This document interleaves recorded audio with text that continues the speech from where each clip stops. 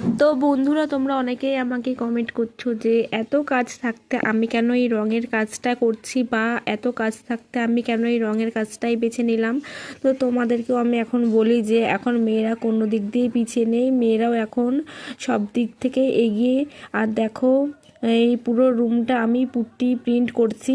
তো কেমন হচ্ছে কমেন্টে জানিও। আর দেখো, আমার যেটা পছন্দ আমি তো সেটাই করব, তাই না? আর এটা হলো জাস্ট একটা রুম, এই পুরো বাড়িটাই আমি প্রিন্ট করতে রং করছি। আর হলো এই রুমটাই শুধু পুট্টি আর প্রিন্ট হচ্ছে। তো আর আমি করছি, কিন্তু পছন্দ হলো মালিকের, বাড়ির মালিকের, তাই না? ওরা যেটা বলবে সেটাই তো আমাকে করতে হবে।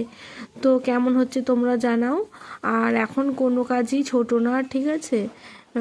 দেখো, এটা কেমন লাগছে তোমরা একটু জানিও তো। আমার কাছে খুব একটাও পছন্দের না, কিন্তু বাড়ির মালিক যেটা পছন্দ করেছে সেটাই তো আমাকে করতে হবে।